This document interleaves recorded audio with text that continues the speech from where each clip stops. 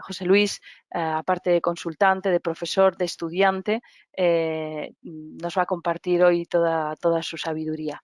Así que te dejo que comiences con la presentación, yo estaré por detrás y voy a disfrutarte como el resto.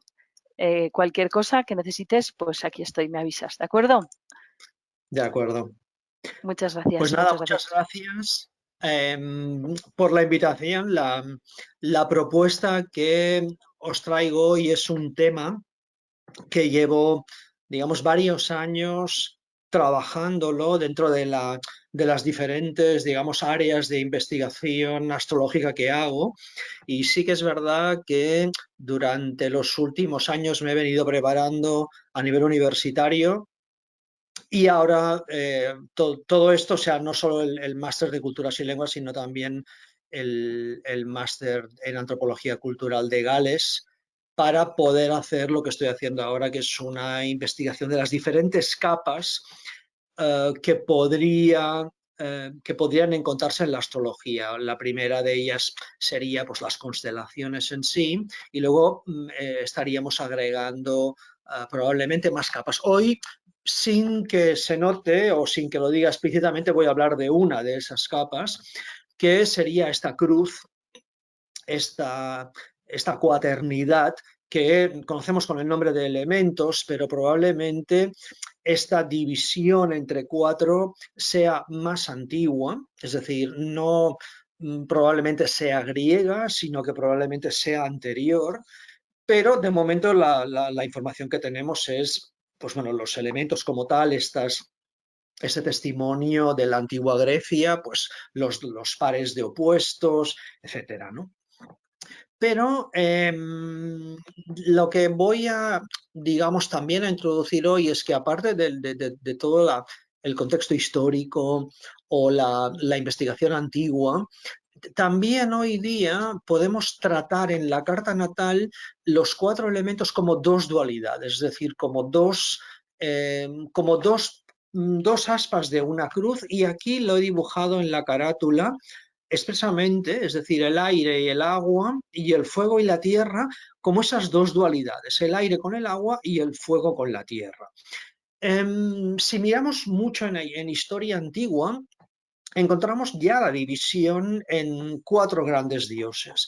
Todo lo que se llama una cuaternidad o una tétrada, la cuaternidad sería una palabra más de origen latín, la tétrada, una palabra más griega, lo encontramos en diferentes culturas. Aquí pongo un ejemplo, que sería la cultura babilónica o mesopotámica. Y esto, un gran asiriólogo, Thorkild Jacobsen, en, lo plantea, y aquí de alguna manera yo cito, basado un poco en lo que él observó.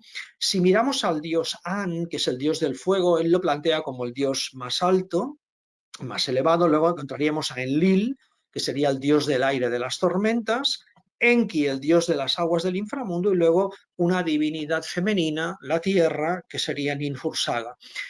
La verdad que la motivación o lo que lleva a Thorkild Jacobsen a identificar estos cuatro dioses, también puede haber una influencia preliminar, es decir, a lo mejor partes de los cuatro elementos y estás forzando un poco el hecho de buscar una equivalencia, que a veces lo hacemos, ¿no? Buscamos justificar algo y como que presionamos para ver si encontramos una excusa. Sin embargo, si insistimos un poco más en Babilonia, y aquí he puesto una imagen del British, si vais alguna vez a Londres, el museo además es gratuito, estas son las estatuas del Palacio de Ashurnasirpal, que son estatuas grandes de 3,5 metros, es decir, una persona, imaginaos, pues llegaríamos por aquí, ¿eh? Aquí encontramos estas estatuas son un poco apotropaicas, ¿no? Es decir, se ponían en las puertas para ahuyentar y proteger. Aquí encontraríamos también los cuatro elementos, ¿no? La cabeza de hombre, las patas de león, el cuerpo sería el cuerpo de toro, y luego encontraríamos la figura alada.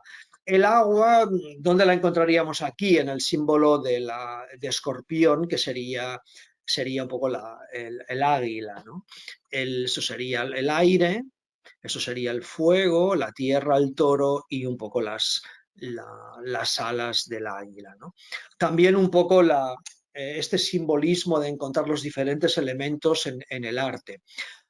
Cuando estuve trabajando en este libro por un tema diferente, me encontré con una cosa que realmente me llamó mucho la atención. Esta es el continente perdido de Mu, esto sería digamos, la Norteamérica y Sudamérica, y la posible ubicación de este continente perdido. No voy a hablar aquí de continentes perdidos, sino simplemente hablar de estas 4 fuerzas primordiales que menciona James Churchward. Churchward fue una especie de... Él hizo fortuna con una aleación de una especie de acero que inventó y ganó muchos royalties gracias a esta aleación, y se dedicó a explorar el mundo y a buscar cosas arqueológicas, y bueno, descifró algunas tablillas antiguas y buscó una posible conexión entre digamos, América, las islas del otro lado del Pacífico, y es interesante lo que él plantea, pero lo que traigo a colación hoy son esas 4 grandes fuerzas divinas que supuestamente aparecen en muchas culturas y en muchas religiones. Aquí, fijaos lo que pone, y cito textualmente del libro: aparentemente desde el principio las 4 grandes fuerzas principales han desempeñado un papel fundamental en la religión del hombre. Se considera que la mayor parte de la teología antigua se basa en sus procesos, y muchas líneas y divergencias teológicas surgieron de ellas. Y fijaos lo que plantea: el símbolo más temprano de las 4 sagradas se remontaría a 70.000 años. No sé directamente de dónde sale la cifra, pero es interesante que plantee una cosa tan antigua, ¿no? Y el símbolo era una cruz, es decir, la cruz, si la miramos, serían bueno, el simbolismo de la cruz, que también lo encontramos evidentemente en la carta natal, ¿no? Que serían los ángulos, ¿no? El ascendente, descendente, el MC, o sea, el medio cielo, Mesouránima, y luego el hipogeion o el imum coeli, que sería la parte de abajo, ¿no? Él hace un desarrollo sobre las diferentes versiones que toman las cruces, como una evolución de esas 4 fuerzas primordiales. Esas 4 fuerzas serían, o esos 4 elementos también los encontraríamos representados en los 4 puntos cardinales, y también estamos utilizando una tétrada, es decir, una división entre 4. Aquí he puesto una salida del Sol. Esa es una foto tomada en diciembre. Esto es el fondo que hay es Barcelona, desde un sitio que se llama el Mirador de Sarriá. Aquí podéis ver las torres de la Vila Olímpica, los que conozcáis Barcelona, Montjuïc aquí, y aquí en pequeñito se ve la Sagrada Familia. Bueno, curiosidades aparte, esto sirve para orientarnos, es decir, esta foto tomada, repito, en diciembre del año pasado, si la viéramos en otra época, probablemente veríamos el Sol desde aquí, es decir, hay una pequeña oscilación entre la aparición del Sol, pero nos permite ver dónde estaría el este digamos, en la ciudad de Barcelona. Entonces permitiría orientarnos. ¿Qué ocurre? Los 4 puntos cardinales también forman una cruz, y no solo nos sirven para orientarnos, sino que el norte se opone al sur y el este se opone al oeste, es decir, tenemos 2 dualidades. Entonces marcan direcciones y nos sirven, pues, para delimitar un terreno. Ahora, ¿qué significa orientarse? Orientarse es buscar el este, es buscar el oriente, ¿eh?